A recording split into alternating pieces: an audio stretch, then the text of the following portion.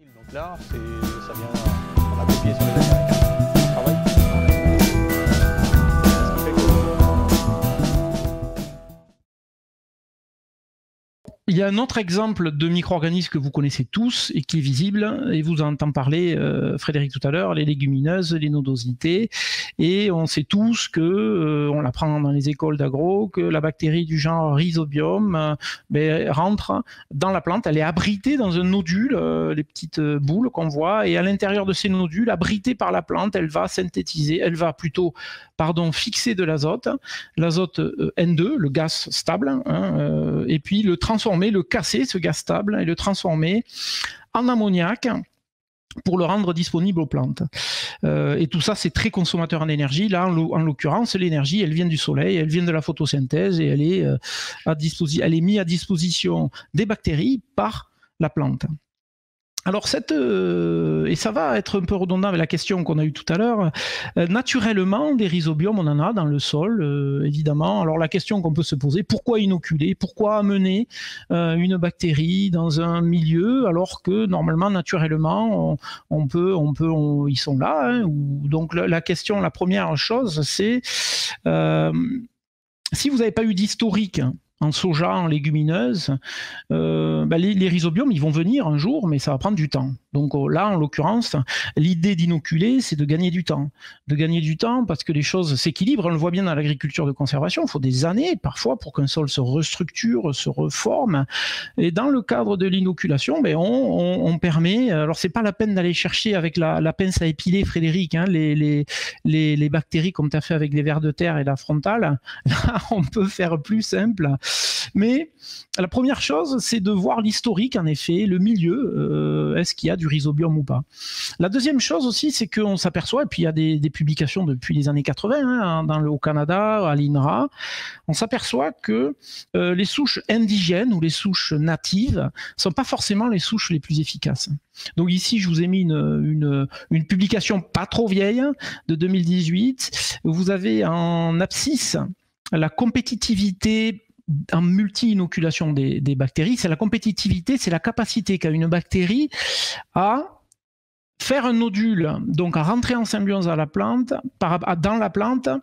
avant les autres bactéries. Donc, c'est-à-dire qu'on va prendre plusieurs bactéries, on va les mettre en contact avec une plante, et puis on va regarder celles qui sont les plus compétitives et qui vont occuper le terrain et faire des nodules, puisque dans un nodule, il y a une seule souche de bactéries, c'est monosouche. Et en ordonnée, ici, vous avez donc l'efficacité, c'est-à-dire la capacité à fixer l'azote, et donc là, en l'occurrence, la biomasse de la plante.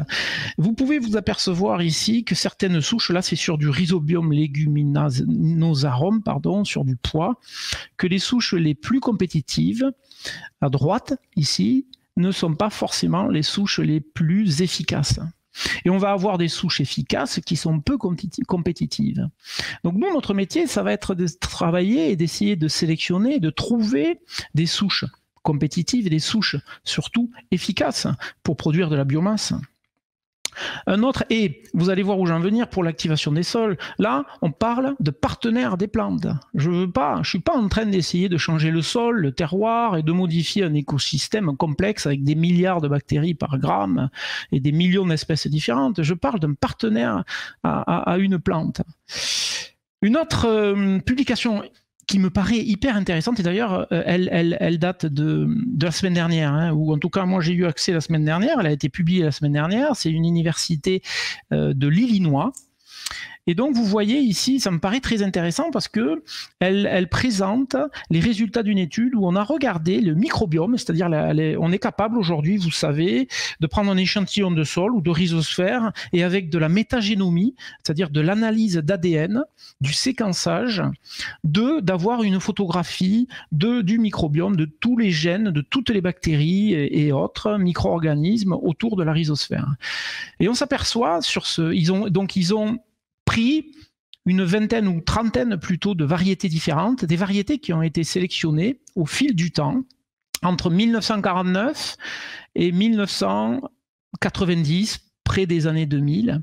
Et on s'aperçoit que donc ils ont pris ces variétés, ils les ont mis dans des terres naturelles, les mêmes, et ils ont regarder les caractéristiques du microbiome de chaque variété. Et ils se sont aperçus que la tendance dans le temps de la sélection variétale, là c'est sur du maïs, on perdait beaucoup de bactéries fixatrices d'azote.